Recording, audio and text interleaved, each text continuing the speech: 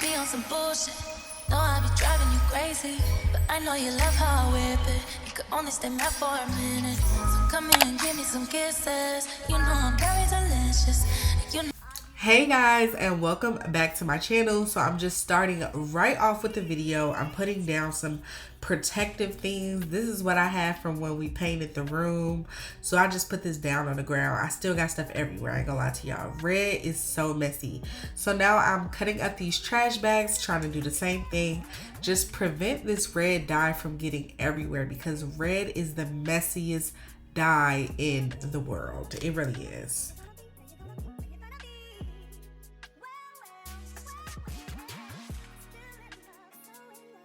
Now that I've got my station properly secured, I'm just going to grab my mannequin head and switch it to my mannequin head that I dye hair on. You can see it has hair dye all over it. Red is my color. It's got some holes up in there, so I'm going to cover it with this cap to keep the stuff from the cork from coming out of the cork head. And then I'm going to move in right to put my wig on my mannequin.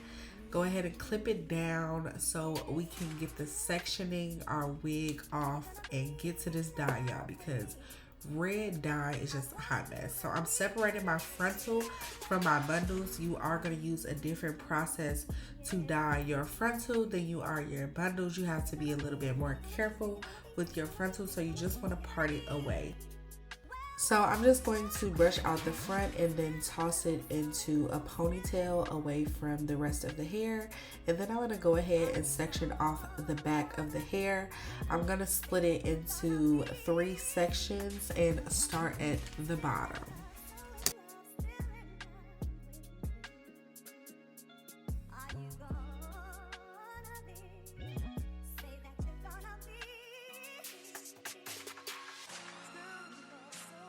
So I definitely want to use gloves with this red hair, and then I have these color killer wipes which remove dye from your skin, and then we have the high color highlights which we're going to be using in magenta and red. Okay, so basically I just wasted mad time looking for my brush to dye hair and I can't find it, so I'll give up.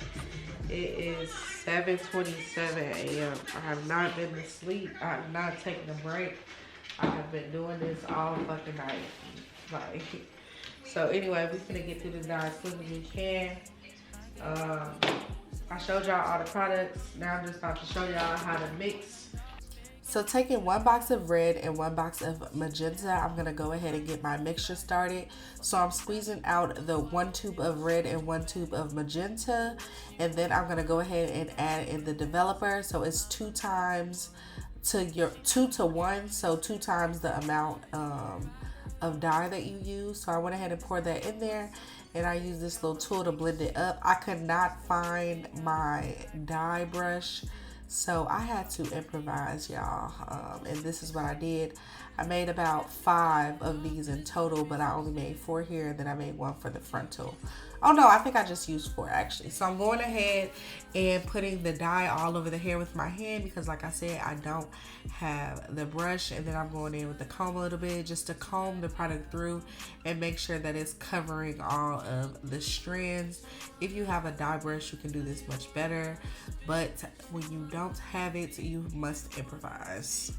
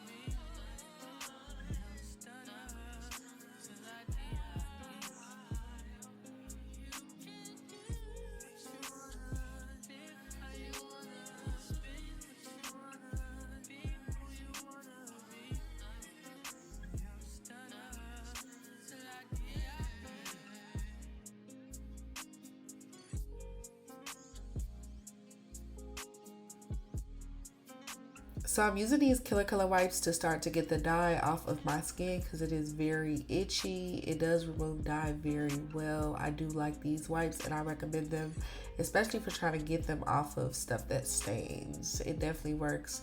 Now I'm going in with some gel and putting it on my frontal and blow drying it to keep it from seeping through the frontal. I should have brushed out the hair before I did this, but I didn't.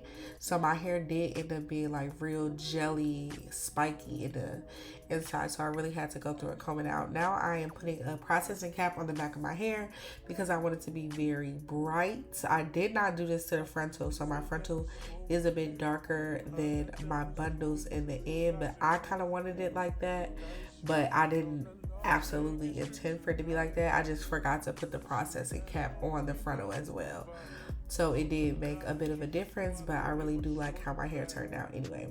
So now I'm sectioning this and I took a paintbrush, y'all. I had to really improvise, but you need something to really get to that lace without putting it all over the lace. So I took a paintbrush because I am an artiste. So I got a couple and I used the paintbrush instead of a dye brush, which is misplaced in my house somewhere.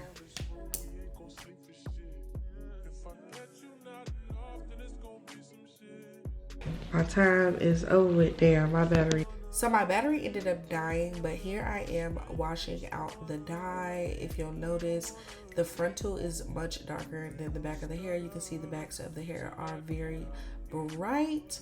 Like I said, that's okay, but you just want to make sure if you put a processing cap on the back that you do the same to the front, and I did not do that, so I did have an ombre look, which really worked for me. Now I am going to bleach my frontal. I just rinsed the hair out and then I'm going to bleach it. I did put a layer of developer on first for 10 minutes. I rinsed that out and then I put on the bleach, and I have these really bright red roots that I absolutely love. It looks so pretty installed and it just looks nice and bright, and I really love the look. You can see the bright roots here all through the wig. You can see that the roots are really bright, and I really do love that look. I don't like the dark root look. Here I am blow drying it on my blow dryer head, going through and putting in silk infusion. Y'all look a mess. But yeah, stay tuned for part 4 where I customize and install.